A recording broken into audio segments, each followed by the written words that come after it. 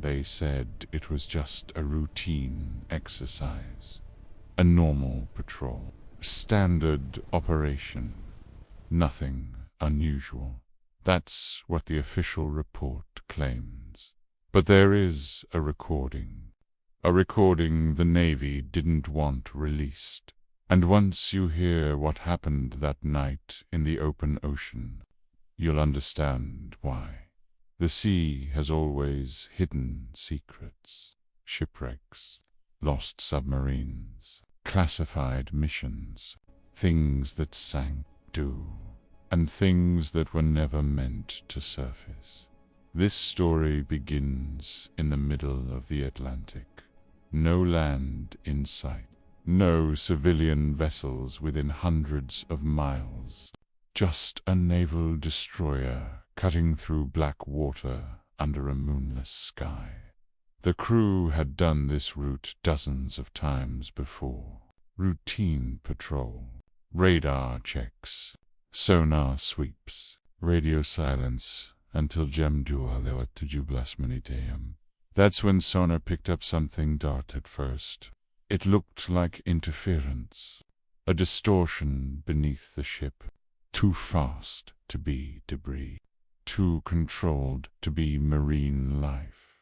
The sonar operator adjusted the frequency. The signal came back stronger. Whatever it was moving alongside them at the exact same speed, and then it accelerated, not gradually, instantly.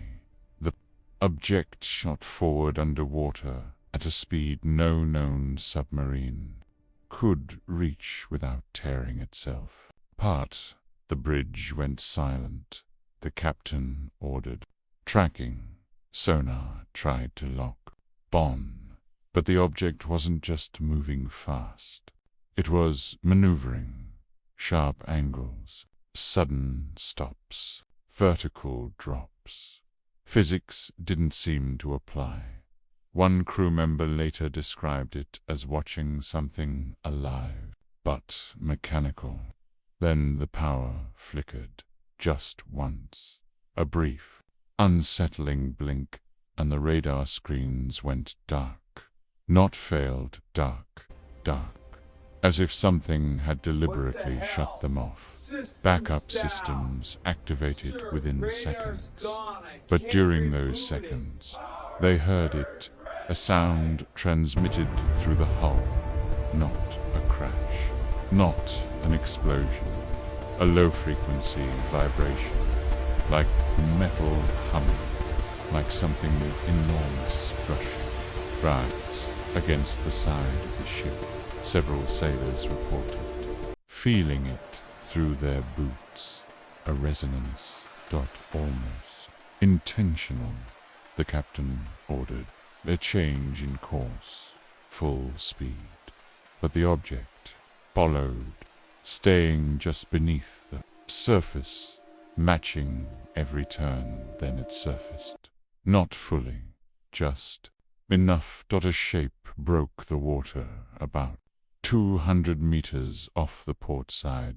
No lights, no markings, no visible propulsion, just a smooth, dark structure reflecting faint starlight. Too angular to be natural, too silent to be conventional. One of the crew managed to activate a handheld recording device. That recording, just 47 seconds long, is what caused everything that followed. In the audio, you can hear the wind, you can hear the crew whispering, and then you hear the captain say, "What the hell is that?" There's splashing. Metal creaking. Someone mutters, "It's not on radar." Then the object moves, not like a ship turning, not like a submarine diving. It tilts upward for a split second. Witnesses claim they saw a section glow faintly blue, and then it shot straight up, out of the water. No splash, no explosion, just displacement. Like gravity didn't apply to it either. Within seconds, Vikram vanished into the sky. The recording ends with heavy breathing and a single word: report. The crew was ordered to surrender all personal devices immediately. Official explanation: unidentified drone technology, foreign experimental craft. Case closed, except the sonar logs were sealed. The radar blackout was classified, and every sailor on deck that night was required to sign a non-disclosure agreement. One of them refused. He didn't speak publicly. He didn't sell the plea story. He simply kept a copy of the audio. Years later, it surfaced anonymously online. Briefly, long enough for thousands to download it. Then it was removed, flagged, suppressed. But by then, it was too late. Independent analysts examined the sound frequencies in the clip, the low vibration recorded through the hull. It didn't match any known marine engine. The acceleration timing, beyond documented submarine capabilities, and the vertical launch from water to sky. No currently acknowledged military craft can perform that maneuver without visible propulsion or heat signature. The Navy never confirmed the recording, but they never denied it either. When questioned, officials stated, "We investigate all credible maritime anomalies." Maritime anomalies. That's the phrase they used. Not aircraft, not vessel, not threat, anomaly. Which raises a question. If it wasn't foreign, if it wasn't experimental, if it wasn't ours, then what was tracking that destroyer in the middle of the Atlantic? And, more importantly, why was it observing, testing, or warning? The ocean covers more than 70% of our planet. We've explored less than 10% of it. Entire mountain ranges exist underwater. Canyons, deeper than anything on land. And objects, thousands of unidentified sonar contacts, are logged every year. Most are dismissed. Some are classified. A few are erased. The sailors from that night rarely speak about it.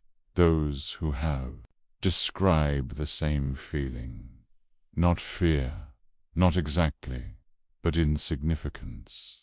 Like being examined, like being measured, and then ignored. The recording remains out there, copied, shared, whispered about in forums. 40-7 seconds of audio. 40-7 seconds that suggest something was moving freely between sea and sky, without permission. Without identification, and without explanation. The question isn't whether recording is real. The question is why it disturbed them enough to hide it. Because if that object wasn't human, then we are not alone in our oceans. And if it was human, then someone possesses technology decades beyond what we're told exists. Either possibility is unsettling. The sea keeps its secrets well. But sometimes something rises from it, and when it does, we're reminded how little control we truly have. So the next time you look at the horizon, remember, beneath that calm surface, something might be watching back.